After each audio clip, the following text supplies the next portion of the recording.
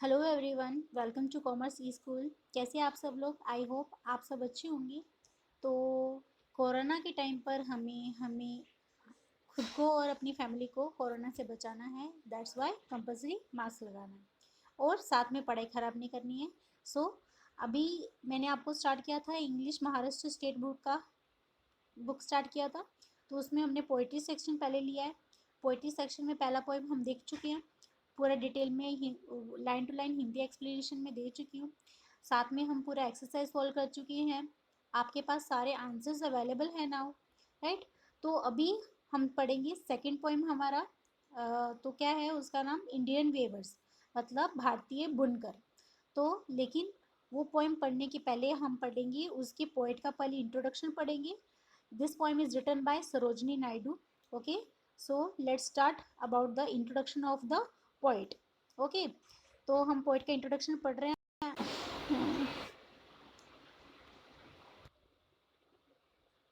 तो अब ये पोएम पढ़ने के पहले हम इस पोएम के पोएट का पहले इंट्रोडक्शन पढ़ेंगे। सरोजनी नायडू ने लिखी है ये पोएम। तो सरोजनी नायडू का थोड़ा इंट्रोडक्शन हम पहले पढ़ेंगे। ओके, क्या लिखा है यहाँ पर? Sarojini Naidu. Okay, we are going to learn about that. Sarojini Naidu, ठीक है, 1879 से लेकर तो 1949 तक थे वो। Was a political activist. वो पॉलिटिकल एक्टिविस्ट थे, मतलब राजनीतिक कार्यकर्ता थे। फेमिनिस्ट मतलब नारीवादी। And the first Indian women who become the president of the Indian national Congress. और वो पहली भारतीय महिला थी जो कि इंडियन नेशनल कांग्रेस की प्रेसिडेंट बनी, मतलब अध्यक्ष बनी। ठीक है। She was an American. She was an important figure in the India's struggle for independence. जो भारत की आज़ादी थी उसमें उन्होंने बहुत इंपॉर्टेंट रोल प्ले किया। जैसे बाकी के स्वतंत्रता संग्रामी थे तो उनमें से वो एक थी। Sarojini Naidu's work as a poet earned her the sobriquet of the nightingale of the India. तो मतलब उन्हें उपाधि दी गई, किसकी? नाइटिंगेल की, मतलब कोकिला की उपाधि उन्हें मिली। ठीक है, as a poet. Later she become the governor of the United Provinces in 1947, becoming the first woman to hold the office of the governor in the independent India. बाद में वो क्या बनी? गवर्नर बनी। Later she become the governor, बाद में वो governor बनी, मतलब राज्यपाल बनी। किसकी? ऑफ द यूनाइटेड प्रोविंसेस, मतलब संयुक्त प्रांत की। वो क्या बनी? गवर्नर बनी, मतलब राज्यपाल। इन कब बनी? 1947 में। Becoming the first women to hold the office of the governor in the independent India. तो वो इंडिपेंडेंट इंडिया में, मतलब स्वतंत्र भारत में वो क्या बनी? गवर्नर बनी, मतलब पहली राज्यपाल बनी। Okay, it was a great achievement. Now this poem is also written by the Sarojini Naidu. और उन्हें कवि के रूप में भारत ने उन्हें उपाधि दी कोकिला की, नाइटिंगेल की। इंडियन वेवर्स, ये जो पोएम है हमारी इंडियन वेवर्स, एक शॉर्ट पोएम है, बहुत ही छोटी पोएम है लेकिन बहुत ही ब्यूटीफुल पोएम है। Where the poet talks about the three types of the garments that the weavers weave at the three particular time of the day. यहाँ पर बुनकर, भारतीय बुनकर, मतलब बुनकर मतलब जैसे आपने देखा होगा कभी आपका कोई पहचान का या फिर आपकी मम्मी स्वेटर बुनती होंगी, तो वो बुनना मतलब बुनकर। जो भी बुनता है उसे बोला जाता है बुनकर, और इंग्लिश में उसे बोला जाता है वेवर। वेव करना मतलब बुनना, एंड वेवर मतलब बुनकर, जो बुनता है। ओके, तो क्या है, ये एक शॉर्ट पोएम है जहाँ पर तीन गारमेंट्स की बात की गई है। Three types of garments that the weavers wave. यहाँ पर तीन टाइप के गारमेंट, कपड़ों की बात की गई है जो कि वेवर्स बुन रहे हैं at the three particular time of the day. दिन के तीन अलग अलग टाइम पे वो बुन रहे हैं। ठीक है, तो एक्चुअली ये जो तीन बातें हैं, तीन टाइम है, तीन गारमेंट्स है ना? तो this is showing the stages of the life. Life के हमारे जो स्टेजेस है उसके बारे में बात की गई है। मतलब हर एक पर्सन की लाइफ में सेम स्टेजेस होते हैं। Each stanza of the poem, poem का हर एक स्टैंजा मतलब हर एक पैराग्राफ, हर एक स्टैंजा क्या बताता है? Represent the three important event of the human life. तीन इंपॉर्टेंट इवेंट होते हैं जो हर एक ह्यूमन लाइफ की मतलब हर एक ह्यूमन के लाइफ में होते हैं। जस्ट लाइक द बर्थ, पहले तो होता है जन्म होता है, फिर अडल्टहुड, फिर बाद में वो बड़ा हो जाता है। और लाइफ मतलब यंग स्टेज में मतलब मैरिजेस एंड ऑल बता रखा है, एंड डेथ, और एट द एंड वो ओल्ड हो जाता है and life gets end, right. तो this is the fact of the life, this is the three stages of the life in every human being life. The colors mentioned in the stage stanzas are very significant as they indicate the moods related to the event. यहाँ पर है ना, मतलब आप भी जब पढ़ोगे आपको तब क्लियर हो जाएगा, लेकिन यहाँ पर क्या है, मतलब दिन के 3 अलग अलग टाइम की बात की गई है, और अलग अलग टाइम पे अलग अलग तरह का कपड़ा बुना जा रहा है, और वो कपड़ों में कलर जो है वो हमें बताता है, मूड बताता है, मतलब मनोदशा बताता है किसी भी उस टाइम पे बुनकर की, कि मतलब वो किस तरीके से वो बुन रहा है। जब वो खुश होता है तो उसका कलर कुछ और है, जब यंग स्टेज पर है तो कलर कुछ और है, एंड द ओल्ड स्टेज पे कलर कुछ और है, ठीक है। तो मतलब ये लाइफ के हमें स्टेजेस के बारे में पढ़ना है, ये एक्चुअली चैप्टर लाइफ के स्टेजेस के ऊपर है, ठीक है। जो वेवर्स क्या कर रहे हैं, अलग अलग टाइप के कपड़े बुन रहे हैं, तो वो अलग अलग लाइफ के स्टेज को रिप्रेजेंट करते हैं। Okay, so let's start the poem. I hope आपको इस समरी समझ में आ गई है, जिससे आपको पोएम समझने में आसानी रहेगी। Okay, just wait. Indian weavers, यहाँ पर क्या है, इंडियन वेवर्स। आप लोग हार्ड वर्ड्स का मीनिंग मैं आपको बताऊंगी, तो you have to note down that. Indian weavers, what is the Indian weavers? Indian weavers मतलब भारतीय बुनकर, ठीक है। वेवर्स, फर्स्ट पैराग्राफ क्या बताता है, first stanza tells us about, देखो यहाँ पर क्या है, इंडियन वेवर्स जो है वो हमें लाइफ के 3 स्टेजेस के बारे में बताता है। सबसे पहले क्या है, weavers weaving at the break of the day, why do you weave a garment so gay, blue as the wing of the halcyon wild, we weave the robes of a newborn child.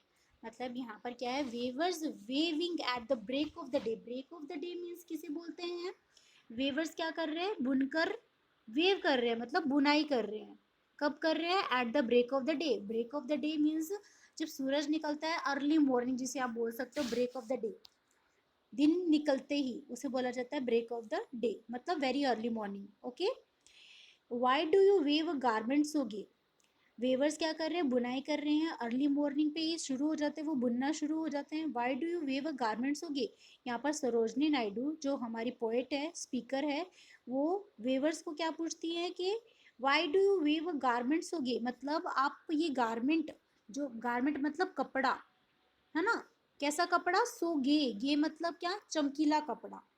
Okay, which seems to be very beautiful and charming, gay किसे बोलते हैं, the cloth, गे का मतलब क्या है, the cloth which seems to be very beautiful and charming. Okay, ये मतलब ऐसा कपड़ा बुन रहे हैं जो कि बहुत ही चार्मिंग है और बहुत ही ब्यूटीफुल है और बहुत ही क्यूट कपड़ा बुन रहे हैं। तो मतलब जो सरोजनी नायडू है, सरोजनी नायडू है, पहले 2 लाइंस में क्वेश्चन पूछती हैं वेवर्स को कि वेवर्स बुन रहे हैं, अर्ली मॉर्निंग बुन रहे हैं, और वो पूछती है कि आप इतना चार्मिंग और इतना ब्यूटीफुल, मतलब ये मतलब क्या, चार्मिंग एंड ब्यूटीफुल कपड़ा, गारमेंट मतलब कपड़ा, वेव कर रहे हो मतलब बुन रहे हो, वाई मतलब क्यों, मतलब आप इतना चार्मिंग ब्यूटीफुल कपड़ा जो बुन रहे हो वो क्यों बुन रहे हो। This is a question asked by the Sarojini Naidu, and the answer is going to be given by the weavers. Weavers answer क्या देते हैं, यहाँ पर अगले जो लास्ट की 2 लाइन्स है, तो वहाँ पर वेवर्स जो है बुनकर है वो आंसर देते हैं सरोजनी नायडू को, क्या आंसर देते हैं, blue as the wing of the halcyon wild, we weave the robes of a new born child. वो क्या बोल रहे हैं कि हम किस कलर का कपड़ा बुन रहे हैं, ब्लू, ब्लू कलर का वो कपड़ा बुन रहे हैं, मतलब नीले कलर का, as the wing of a halcyon wild, halcyon wild wing मतलब पंख, ब्लू मतलब नीला, विंग मतलब पंख, हेल्शियन वाइल्ड मतलब क्या, हेल्शियन किसे बोलते हैं, जैसे आप बोल सकते हो कि एक किंग फिशर जो बर्ड होता है, जिसके किंग फिशर बर्ड जो है उसके पंख कैसे होते हैं, नीले होते हैं, तो वो उस कलर का कपड़ा क्या कर रहे हैं, बुन रहे हैं। Blue as the wing of a halcyon wild, halcyon wild means क्या, एक किंग फिशर जो बर्ड है, किंग फिशर बर्ड का दूसरा नाम हेल्शियन वाइल्ड भी है, तो उस उसके जो पंख होते हैं वो नीले कलर के होते हैं, तो वो उस कलर का कपड़ा बुन रहे हैं।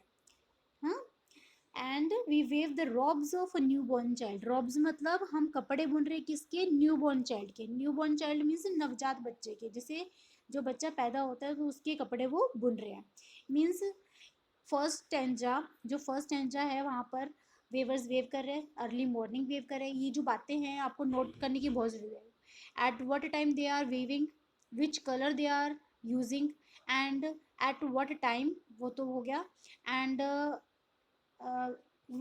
Y are they making. Okay, so ये जो बातें हैं वो आपको ध्यान में रखनी है कि इस टाइम पे बुना जा रहा है, कौन से कलर की बात की जा रही है और कौन से लाइफ स्टेज की बात की जा रही है। ये बातें आप लोगों को अगर क्वेश्चन पूछी जाएगी तो आपको ये याद रहनी चाहिए, ठीक है। तो हमें जो फर्स्ट स्टैंजा है, वो हमें किसके बारे में बता रहा है, यंग स्टेज के बारे में बता रहा है। यंग स्टेज मतलब क्या, जब anyone get take birth. Okay, तो फर्स्ट स्टैंजा में हमें क्या बताया जा रहा है कि भाई first stanza, number of images have been used to describe the first stage of the human life like the break of the day. यहाँ पर बहुत सारी मतलब वर्ड्स का यूज़ किया गया है, जैसे क्या, break of the day. Break of the day मतलब सूरज निकलते ही, very early morning. And the garments so gay, garments so gay मतलब ऐसा कपड़ा बुना जा रहा है जो बहुत ही गे है। गे मीन्स क्या, चार्मिंग है और बहुत ही ब्यूटीफुल है, बहुत ही क्यूट कपड़ा बुना जा रहा है। And blue as the wing of the halcyon world, और कौन से कलर का कपड़ा बुना जा रहा है, नीले कलर का बुना जा रहा है, जो कि किसके जैसा है, किंगफिशर बर्ड के पंख के जैसा है। ओके, मतलब this stage is full of happiness. यहाँ पर जब बर्थ होता है बच्चे का तो बहुत ही हैप्पीनेस होती है, एकदम सारे जगह पर एकदम खुशी का माहौल रहता है, फ्रेशनेस रहती है, होप रहती है, उम्मीद रहती है, एंड ब्यूटी रहती है। देयर इज नो सोरो इन द स्टेज। जब बर्थ होता है तो किसी तरह का कोई दुख नहीं होता, कोई सोरो नहीं होता, राइट। तो ये हमें फर्स्ट स्टेज, लाइफ के फर्स्ट स्टेज की बात की जा रही है, that is the birth stage. Okay, then after second paragraph की बात हो रही है। सेकेंड पैराग्राफ में क्या बोला है आपको, वेवर्स, यहाँ पर हम सेकंड पैराग्राफ की बात करेंगे। Weavers weaving at the fall of night, weavers जो है वेव कर रहे हैं, मतलब बुनकर जो है वो बुनाई कर रहे हैं। कब बुनाई कर रहे हैं, at the fall of night मतलब रात होने पर, मतलब जब रात होने वाली है तब वो बुनाई कर रहे हैं।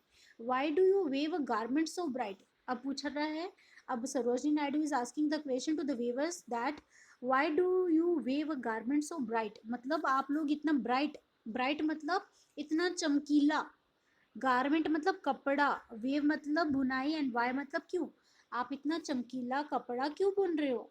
Sarojini Naidu is asking the question to the weaver. Sarojini Naidu किससे पूछ रही है, वीवर से पूछ रही है कि आप रात के टाइम पर एक चमकीला कपड़ा क्यों बुन रहे हो। तो वेवर्स हमें क्या आंसर देते हैं, weavers is answering the Sarojini Naidu, क्या आंसर देते हैं वो, like the plumes of a peacock purple and green we weave the morning veils of a queen. Plumes means क्या, प्लम्स किसे बोलते हैं, पंख को बोलते हैं, फेदर्स को। ओके, प्लम्स मीन्स पंख, किसके पंख, पिकॉक, पिकॉक कौन, मोर, which is a national bird. And purple and green, उसका जो कलर है वो कैसा है, पर्पल एंड ग्रीन है। तो मतलब हम जो कपड़ा बुन रहे हैं वो कौन से कलर का बुन रहे हैं, बुनकर क्या बोलते हैं सरोजनी नायडू को, जो हम कपड़ा बुन रहे हैं वो कौन से कलर का बुन रहे हैं, मोर के पंखों के जैसा। मोर के पंख कौन से कलर के रहते हैं, पर्पल एंड ग्रीन मिक्स, तो उस कलर का हम कपड़ा बुन रहे हैं। क्यों बुन रहे हैं, we weave the marriage veils of a queen, मतलब वेल्स मतलब घूंघट, क्वीन मतलब रानी, शहजादी, वो किसी शहजादी के शादी के घूंघट का कपड़ा वो बुन रहे हैं। ठीक है, this is answer given by weavers. Weavers क्या बोलते हैं, we weave the marriage veils of a queen, veils means क्या, घूंघट, शादी के, एक क्वीन की, एक रानी की शादी के घूंघट का कपड़ा वेव कर रहे हैं, मतलब बुन रहे हैं। ओके, तो मतलब यहाँ पर क्या हो रहा है, this is the second stage, adulthood की बात हो रही है ना। तो क्या है, यहाँ पर जो कलर मेंशन हुआ है वो है purple and green. Purple and green symbolises सोरो एज एन हैप्पीनेस, यहाँ पर सोरो भी है और हैप्पीनेस भी है, क्योंकि एक लड़की की शादी हो रही है तो खुशी भी है और दुख भी है। ठीक है, तो एडल्ट स्टेज में जब हम यंग रहते हैं तो हमारी लाइफ की सारी काम, बिजनेस एंड एट्सेट्रा सारे काम हम उसी स्टेज में करते हैं। And these all colours shows, मतलब जो ग्रीन और पर्पल जो कलर है वो हमें किसके बारे में बताता है, ups and downs of the life. Okay, जो कि अडल्टहुड को ब्राइट कर देता है। ठीक है ना, तो मतलब जो फर्स्ट पैराग्राफ था उसमें हमने ब्लू कलर की बात की थी, blue colour represent the happiness, and the colour purple and green which is mention in the second standard, जो कि हमें सेकेंड स्टैंडर्ड में मिला है, वो हमें बताता है सोरो एंड हैप्पीनेस मिक्सअप। और लाइफ के अप्स एंड डाउन्स के बारे में बात की जा रही है। This is the adulthood stage, जब हम यंग रहते हैं उसकी बात की जा रही है, जिसमें हम अप्स एंड डाउन लाइफ में उतार चढ़ाव देखते हैं, जिससे हमारा अडल्टहुड क्या बन जाता है, ब्राइट बन जाता है। ओके, ठीक है। अभी हम बात करेंगे थर्ड पैराग्राफ की। थर्ड पैराग्राफ क्या है देखते हैं। Weavers weaving solemn and the still. Solemn and still means क्या, एकदम शांत, एकदम दुखी होके वो कपड़ा बुन रहे हैं, एकदम शांत मन से वो बुन रहे हैं। Weavers weaving solemn and still. Solemn and still means एकदम शांत होके वो कपड़ा बुन रहे हैं, एकदम दुखी मन से वो कपड़ा बुन रहे हैं। वाई, अभी यहाँ पर आप देखेंगे, एक नोटिस करेंगे एक बात कि सरोजनी नायडू जो क्वेश्चन पूछ रही है वो हर स्टेंजा में आप देखो वाई पूछ रही है, लेकिन इस स्टेंजा में उसे समझ नहीं आ रहा कि भाई वो क्या कपड़ा बुन रहे हैं, मतलब थोड़ा अजीब दिख रहा है वो कपड़ा जो बुन रहे हैं।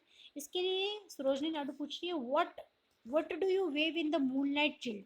वाई नहीं पूछ रही है, वो पूछ रही है why, what do you weave in the moonlight chill. मतलब मूनलाइट मतलब चांद की रोशनी में, चिल मतलब सर्द रात में। आप इतनी ठंडी रात को चांद की रोशनी में क्या बुन रहे हो। हाँ, तो फिर वो जो है वेवर्स क्या आंसर देते हैं, last two line are answered by the weavers क्या बोलते हैं, वो white as a feather and white as a cloud. वो बोलते हैं कि हम पंख के जैसा सफ़ेद कलर का और बादलों के जैसा सफ़ेद कलर का। We weave a dead man's funeral shroud. Shroud means कफन जो डेड बॉडी को दिया जाता है, फ्यूनरल मीन्स अंतिम संस्कार पे। एक मरे हुए आदमी के अंतिम संस्कार के लिए हम कफन बुन रहे हैं। तो मतलब ये हमें लाइफ की लास्ट स्टेज के बारे में बताता है, which is the fact. Okay, तो मतलब ये लास्ट स्टेज की बात हो रही है, जब लाइफ क्या हो रही है, एंड हो रही है। That's why they are solemn and still, इस वजह से वो एकदम शांत मतलब दुखी मन से वो कपड़ा बुन रहे हैं।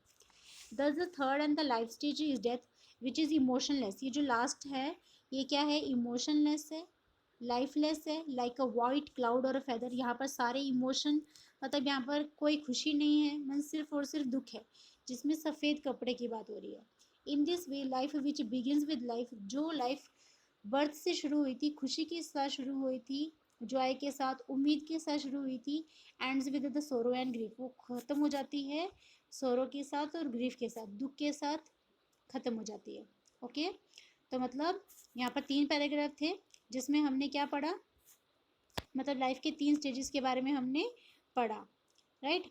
तो लाइफ के 3 स्टेजेस में क्या था, सबसे पहला था birth stage, second one is the young stage जब शादी हो जाती है and all, and then after the last stage जब ओल्ड हो जाते हैं, एंड फाइनली मतलब life get end means we get die. तो यहाँ पर अलग अलग कलर की बात की गई है। ब्लू कलर जो है वो हमें हैप्पीनेस का सिम्बोलाइज है, सिंबल है, जो हैप्पीनेस के बारे में बताता है, बर्थ स्टेज के बारे में बताता है। And then after they are talking about the purple and the green colour. Purple और ग्रीन कलर हमें किसके बारे में बताता है, मिक्सअप है, कौन सी इमोशन का, हैप्पीनेस भी और सोरो भी है। जब एक क्वीन की शादी हो रही थी तो हैप्पीनेस भी था एंड सैडनेस भी था, मीन्स मिक्सअप ये इमोशन है। And then after last one जो है, जहाँ पर सिर्फ वाइट कलर की बात हो रही है, means that is a most sorrowful stage of the life when we get old and at the end we die. So यहाँ पर अलग अलग कलर की बात हो रही है। पहले पैराग्राफ यहाँ पर तो बात तो अभी हो गई कलर की। अभी बात करेंगे हम कौन से टाइम पे बुन रहे हैं। फर्स्ट पैराग्राफ में वो बुन रहे हैं जब बर्थ होता है बच्चे का, तो वो ब्रेक ऑफ द डे, सुबह सुबह अर्ली मॉर्निंग बुन रहे हैं। और जब यंग स्टेज पर है तो वो कब बुन रहे हैं वो कपड़ा, फॉल ऑफ द नाइट, रात होने पर बुन रहे हैं। और जब डेथ होती है, जब ओल्ड एज है, तो वो मून लाइट चिल्ड मतलब सर्द रात में वो कपड़ा बुन रहे हैं। ठीक है, तो इस तरीके से हम देख सकते हैं कि मतलब ये कहाँ कौन से ओकेजन की बात की जा रही है। फर्स्ट स्टेज में था बर्थ हुआ था, सेकेंड स्टेज में मैरिज हुई थी, मीन्स यंग स्टेज थी, अडल्टहुड स्टेज थी, and the third stage death की स्टेज थी। तो मतलब ये चीज़ें आपको याद रखनी है। आई होप आपको पॉइंट समझ में आई होगी। ठीक है, तो अभी अगर पॉइंट समझ में आई है तो वीडियो को लाइक करना ना भूलें, चैनल को सब्सक्राइब करना है। ठीक है, ताकि आप मेरे हर एक वीडियो आप तक पहुंच सके और आपकी स्टडी एकदम बेस्ट वे में हो सके। अब इसके बाद हम करेंगे हमारा इस पोएम की हम सारे क्वेश्चन आंसर करेंगे और चैनल को सब्सक्राइब कंपलसरी सबने करना है, ठीक है। Okay, thank you so much.